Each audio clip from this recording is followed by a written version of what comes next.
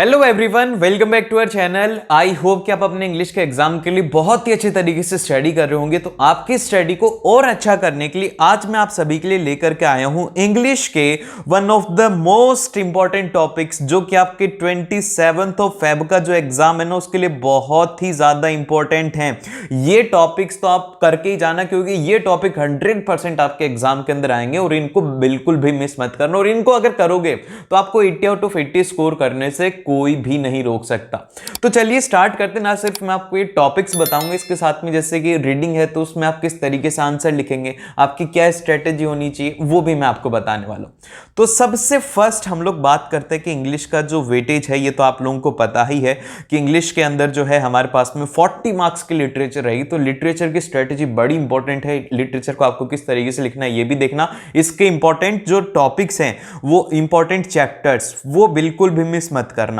और फिर इसके बाद में यहां पे अगर हम लोग बात करें रीडिंग सेक्शन में, रीडिंग सेक्शन 20 मार्क्स का आता है। ये तो फ्री ऑफ कॉस्ट के नंबर होते हैं, फ्री में दिए जाते हैं कि लो बेटा ये हलवा है, तुम इसको खा लो। और फिर इसके बाद में राइटिंग के अंदर आपको कुछ ओपनिंग और क्लोजिंग लाइन पता होना चाहिए, 10 नंबर का आएगा और लास्ट में 10 नंबर की रहेगी ग्रामर। ठीक है, तो अब हम बात करते हैं कि इनमें जो है कौन से टॉपिक इंपॉर्टेंट है।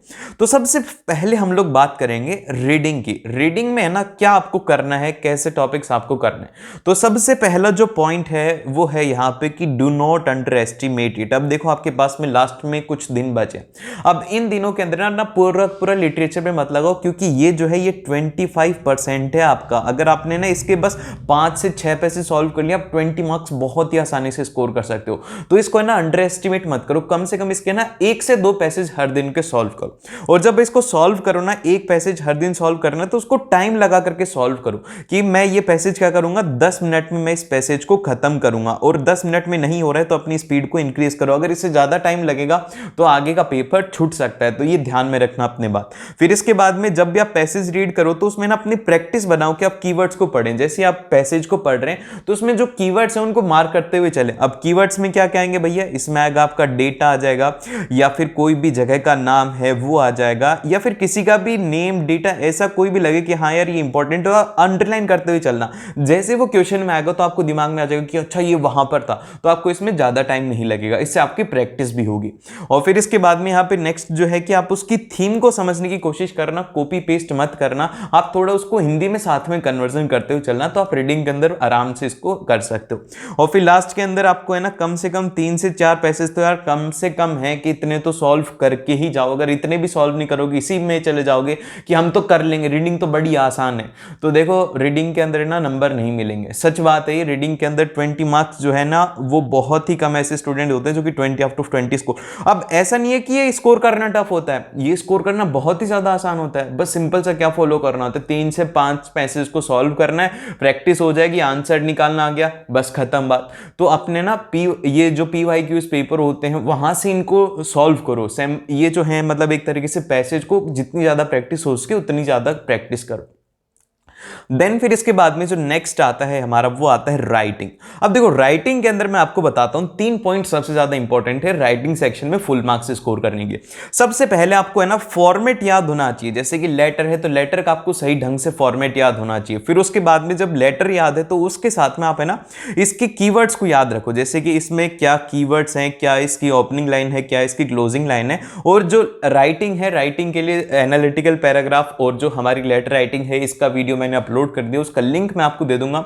वहां से जाकर के आप देख सकते हो कि जो लेटर टू एडिटर है उसकी एक ओपनिंग लाइन होती है, वो आपको याद रखनी है। उसको कॉपी कर लेना और उसको पेस्ट कर देना, तो आपको अच्छे नंबर मिलेंगे। और फिर इसके बाद में जो नेक्स्ट है कि आपको है ना स्पेलिंग मिस्टेक्स को अवॉइड करना है, क्योंकि देखो अगर एक स्पेलिंग मिस्टेक होती है तो इसके अंदर आपका हाफ मार्क्स कट जाएगा। ठीक है, तो आप है ना ऐसे वर्ड्स को यूज में लेना, सिंपल लैंग्वेज रखना, और ऐसे कॉम्प्लेक्स कीवर्ड्स को यूज में मत लेना जिनकी कि आपको स्पेलिंग नहीं आती। तो स्पेलिंग के ऊपर विशेष करके ध्यान रखना है। और फिर इसके बाद में जो नेक्स्ट है वो है कि आपको है ना प्रैक्टिस करनी है इसकी लिख करके। 3 से 4 जो PYQs वाले हैं उनके आप है ना लिख करके प्रैक्टिस कर लो। ठीक है, जितना ज़्यादा प्रैक्टिस करोगे राइटिंग में आपको वहाँ पे पता लगेगा कि अच्छा ये जो लेटर टू एडिटर होते हैं इसके अंदर ये वाली जो लाइन होती है हमें इस तरीके से लिखना होता है, इंट्रो इस तरीके से लिखते हैं, फिर इसकी बॉडी में हमें कौन से पॉइंट्स इंक्लूड करने होते हैं, ये सब आपको पता लगेगा जब आप इसकी प्रैक्टिस करेंगे। अब ऐसा तो नहीं है कि इसमें मैं आपको कुछ ऐसा नया बता दूंगा कि आपको है ना बस इस टॉपिक में बेटा ये वाला लेटर कर जा यही आएगा, तो वो तो आपको बेवकूफ बना रहे, आपको पढ़ना पड़ेगा इसके लिए। ठीक है, अब जैसे कि मैं ये बोल सकता हूं कि लेटर राइटिंग अगर आप कर रहे हो तो लेटर राइटिंग में दो चीजें सबसे ज्यादा इंपॉर्टेंट है, एक तो है लेटर टू एडिटर और दूसरा है लेटर ऑफ ऑर्डर। ये दोनों के दोनों इंपॉर्टेंट है क्योंकि बहुत बार होता है कि लेटर टू एडिटर तो 90% चांसेस होते हैं कि एग्जाम के अंदर ये तो आएगा ही आएगा, और फिर उसके अलावा अगर लेटर टू एडिटर नहीं आता है तो उस केस के अंदर लेटर ऑफ ऑर्डर आ जाता है। तो ये अपने ना दोनों इनके ना ओपनिंग लाइन मैं आपको बता देता हूं कि आपको इसमें क्या क्या करना है। सबसे फर्स्ट तो आप इनके ना ओपनिंग लाइन सीखो कि इनकी ओपनिंग हम किस तरीके से लिखते हैं, और फिर लास्ट के अंदर इनकी बॉडी जो होती है उसमें हमें किस तरीके से लिखना होता है, फिर लास्ट में जो इसकी क्लोजिंग लाइन होती है इसका जो फॉर्मेट होता है वो भी आपको पता होना चाहिए। इसके बाद में आप इसमें आराम से अच्छा स्कोर कर सकते हो।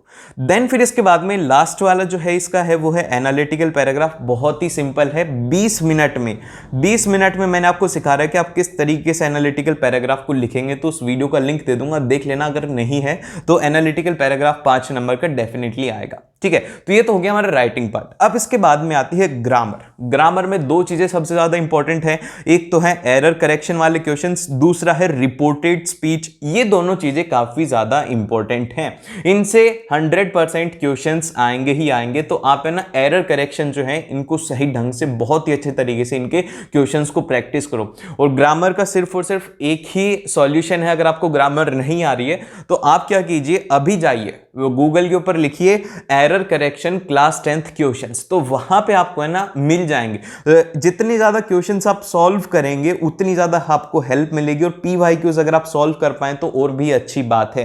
इससे पहले वीडियो हमने बनाई थी मोस्ट रिपीटेड पीवाईक्यूज, तो वो भी देख सकते हो, आज ही अपलोड की है इंग्लिश ग्रामर की, तो वो भी आप देख सकते हो कि कौन से क्वेश्चंस हैं जैसे कि पिछले साल में पूछे गए थे तो इस साल भी वैसे पूछे जाएंगे। तो देखो ये सब चीजें तो होगी हमारे राइटिंग की, रीडिंग की और इसकी। अब बचता है सबसे बड़ा पार्ट जिससे कि सबको डर लग रहा है इस टाइम के ऊपर, वो है हमारी लिटरेचर। लिटरेचर से सबको डर लग रहा है कि लिटरेचर में यार क्या करेंगे, क्वेश्चंस लिखते हैं टीचर फुल नंबर नहीं देते। तो मैं आपको बताता हूं, जब भी आपको है ना लिटरेचर को जल्दी फास्ट भी रिवाइज करना है ना, तो सबसे पहले तो उसकी समरी पढ़ो। कोई भी चैप्टर अगर आप कर रहे हो तो उसकी समरी पढ़ो। सबसे फर्स्ट काम ये करो कि आपको बेसिक ओवरव्यू मिल जाएगा कि हाँ भैया इस चैप्टर में ये सब है। फिर उसके बाद में उसके पीवाईक्यूज करो जो कि लॉन्ग आंसर टाइप्स है। अब ये लॉन्ग आंसर वाली क्यों भैया, शॉर्ट आंसर भी तो कर सकते हैं।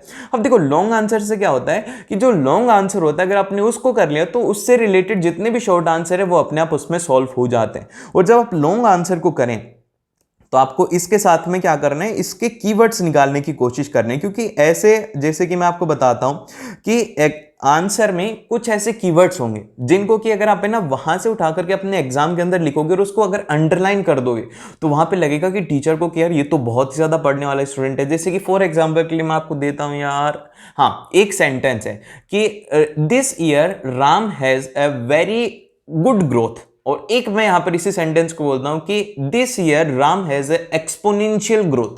अब देखो यहां पे एक्सपोनेंशियल जो वर्ड है ना ये थोड़ा नया है, तो इसमें अगर आप इसको अंडरलाइन करोगे ना तो क्या होगा कि एक टीचर के ऊपर एक पॉजिटिव इंप्रेशन जाएगा। तो ऐसे ही आपको भी करना है कि जब भी आप लिटरेचर को रीड करें, लॉन्ग आंसर्स को रीड करें, तो उनमें से कीवर्ड्स निकालने की कोशिश करो कि अच्छा इसमें ये वाला इंपॉर्टेंट कीवर्ड है। तो उससे क्या होगा कि आपके ना जो राइटिंग है, आपकी जो मतलब की लैंग्वेज है वो काफी ज्यादा अच्छी हो जाएगी। और फिर इसके बाद में लास्ट में है कि आपको ये मैंने बता ही दिया कि आपको कीवर्ड्स बनाने हैं हर एक के, और ये गलती मत करना कॉपी पेस्ट वाली, क्योंकि देखो बहुत सारे स्टूडेंट ये करेंगे कॉपी पेस्ट। अगर क्वेश्चन मिल जाए और आपको याद नहीं है तो उस केस के अंदर तो हम लोग कर ही सकते, नंबर नहीं कटेंगे, लेकिन मैक्सिमम आप ट्राई करना कि आप है ना उसमें कीवर्ड्स अपने लगाएं। जैसे कि आपने एक चैप्टर पढ़ा, आपने लेंजो का चैप्टर पढ़ा, अब लेंजो के चैप्टर में जब लॉन्ग आंसर देखोगे तो उसके अंदर आपको कुछ ऐसे कीवर्ड्स मिलेंगे जिनको कि आप अपने आंसर में लिखोगे तो आपको जो आंसर है वो काफी ज्यादा अच्छा दिखेगा। और उसको इस तरीके से अंडरलाइन कर देना, जैसे कि कीवर्ड है इसको हमने अंडरलाइन कर दिया, इसकी जगह पे कोई भी वर्ड हो सकता है जो कि आपको लगे कि हाँ यार ये सही है मेरा और इसके अंदर स्पेलिंग मिस्टेक भी नहीं है, तो इस केस के अंदर आपको फुल मार्क्स मिलेंगे। अब इसके बाद में इसमें कौन से इंपॉर्टेंट हैं, तो सबसे पहले अगर हम लोग बात करें फर्स्ट फ्लाइट में, तो फर्स्ट फ्लाइट में जो सबसे पहला चैप्टर है वो है नेल्सन मंडेला। इससे क्वेश्चन आएगा ही आएगा, एक क्वेश्चन इससे कंफर्म है, ठीक है, ये क्वेश्चन आएगा। अब ये जो 4 चैप्टर हैं, ये 4 चैप्टर से एग्जाम के अंदर आपको 100% क्वेश्चंस देखने को मिलेंगे, तो इन चैप्टर को मिस नहीं करना। ऐसा नहीं है कि बस इन चैप्टर को ही पढ़ रहे हो, अगर टाइम है तो बचे हुए चैप्टर को भी पढ़ना, इन चैप्टर को तो छोड़ना ही नहीं है एग्जाम में, ठीक है। और फिर सेकंड जो है, सेकंड चैप्टर है हमारा from the diary of Anne Frank. ये सेकंड जो डायरी वाला है ना, कि उसमें वो अपनी डायरी लिखती है, तो इसमें एक क्वेश्चन आया था पिछले प्रीवियस ईयर में कि make a diary entry of Anne Frank. तो डायरी एंट्री का भी एक बार इसमें फॉर्मेट देख लेना, क्योंकि ये जो क्वेश्चन है ये एक बार PYQs में आ चुका है, कि जैसे कि मैं बता रहा हूं आपको, ये 2020 में आया था, शायद 2020 में या फिर 19 में क्वेश्चन आया था कि right diary entry on the behalf of Anne Frank. तो डायरी एंट्री के बारे में एक बार देख लेना, इससे क्वेश्चन ये वाला आने के फिर से चांसेस हैं। और फिर इसके बाद में जो नेक्स्ट चैप्टर है वो है हमारा ग्लिम्पसेस ऑफ इंडिया। अब ग्लिम्पसेस ऑफ इंडिया के अंदर 3 पार्ट है ना, तीनों को सही ढंग से पढ़ना, क्योंकि इसमें है ना आप जब इसको स्टडी करोगे तो इससे लॉन्ग आंसर क्वेश्चन आने के काफी ज्यादा चांसेस हैं। और वो जो आसाम वाला है ना, उसमें यह आएगा कि आप उसके व्यू को डिस्क्राइब करो। ये वाला क्वेश्चन जरूर से देख लेना। ये क्वेश्चन हम लोगों ने फर्स्ट फ्लाइट के 50 इंपॉर्टेंट क्वेश्चंस वाली वीडियो में किए हैं, तो वहां से जाकर के आप इन क्वेश्चंस को भी देख सकते हो, मैं आपको बता रहा हूं। और फिर लास्ट वाला जो चैप्टर है इसमें वो है द प्रपोजल। ये 4 चैप्टर आप कर लोगे फर्स्ट फ्लाइट में, आप के ना क्वेश्चंस तो 4 से 5 आप आराम से कर ही जाओगे इससे। और फिर इसके बाद में जो नेक्स्ट है कि पोइम कौन सी इंपॉर्टेंट है, तो देखो यार ये जो पोइम है ना, इसमें ना हमारा थोड़ा वो है, थोड़ा हमें ये टफ लगती है। टफ इसलिए लगते हैं क्योंकि हमें ना इसका एक्सप्लेनेशन नहीं पढ़ते। तो आपको क्या करना है कि जितनी भी, जैसे कि अमंडा, ये बहुत ही छोटी पोइम है, आपको इसको ज्यादा टाइम नहीं लगेगा, आपको 1 घंटा लगेगा मैक्स टू मैक्स। आप इसका एक बार एक्सप्लेनेशन पढ़ लेना, कोई भी रेफरेंस बुक हो या फिर आप ऑनलाइन भी देख सकते हो समरी वीडियोस, तो वहां से आप एक बार इसका एक्सप्लेनेशन देख लेना, जिससे कि आपको इन्हें पोइम अच्छे से याद हो जाएगी।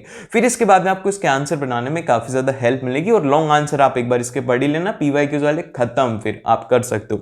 और फिर इसके बाद में जो नेक्स्ट है वो है द बॉल पोइम। इसमें तो सिंपल सी बात है, ये बहुत ही ज्यादा छोटी सी पोइम है, बहुत ही सुंदर पोइम है ये। और फिर लास्ट वाली है the tale of a custard the dragon. ये भी बड़ी आसान सी पोइम है, 3 पोइम है, इनसे क्वेश्चन आते हैं और तीनों की तीनों आसान है। आप एक बार पढ़ोगे तो आपको ये चीजें एक कहानी की तरह याद हो जाएंगी।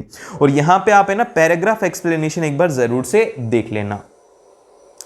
देन फिर इसके बाद में जो आपकी लास्ट और जो सेकेंडरी बुक है वो है हमारी फुटप्रिंट। अब देखो फुटप्रिंट जो है ना, इससे क्वेश्चंस 4 चैप्टर से कंफर्म है कि इनसे क्वेश्चन आएंगे, शॉर्ट आंसर में भी आएगा और इनमें से कोई एक लॉन्ग आंसर में भी आने वाला। तो सबसे पहला जो चैप्टर है हमारा वो है द ट्रम्प सर्जरी। ये जो चैप्टर है ये बहुत ही अच्छा है, थोड़ा इमोशनल चैप्टर है, तो आप इसकी स्टोरी को याद रखना और अपने वर्ड्स में इसको डिस्क्राइब करना, तो आप आराम से इसको कर सकते हो। और फिर जो सेकेंड चैप्टर है वो है फुटप्रिंट विदाउट फिट। ये भी बड़ा सुंदर सा चैप्टर है कि आपको एक ऐसी जादुई शक्ति मिल जाती है कि आप किसी को दिख नहीं रहे हो, आप सोच लो कि आप दिख नहीं रहे किसी को भी, आप क्या क्या करोगे, बताओ क्या करोगे, आप क्या करने वाले हो, कमेंट करके जरूर से बताना कि भैया हम तो ये करेंगे, CBSE का जो पेपर है ना वो पहले देख लेंगे, फिर सब बच्चों को बता देंगे, सबको पास करा देंगे, है ना, ऐसे करोगे ना, मत करना ऐसा, क्योंकि जो पढ़ेगा वही तो पास होगा। और तुमने तो यार इतने इंपॉर्टेंट टॉपिक पढ़ ली, तुम तो पास हो, पास के अच्छे नंबर आएंगे तुम्हारे, मैं बता रहा हूं, ठीक है। और फिर इसके बाद में जो नेक्स्ट है ये है द नेकलेस। इसका एक इंपॉर्टेंट चैप्टर है जिसके अंदर नेकलेस के बारे में पूरी कहानी हो। फिर लास्ट में एक भोला भाला से चैप्टर, वो है भोली। भोली का बड़ा भोला वाला से चैप्टर है, बहुत ही छोटा सा चैप्टर, बहुत ही सुंदर सा चैप्टर है, ये चैप्टर करना है। अब बस इतने से चैप्टर हैं, 4 चैप्टर इसके हैं, 3 पोइम हैं और 4 चैप्टर इसके हैं, तो कितने हुए भैया, 11 चैप्टर हो गए। इनको बड़ा आराम से कर लो तो आप बहुत ही अच्छा स्कोर करोगे। और सब्सक्राइब नहीं किया तो जल्दी से सब्सक्राइब करो, अपने दोस्तों के साथ भी शेयर करो, उनका भी भला हो जाए। और मिलते हैं आप लोगों से नेक्स्ट वीडियो में।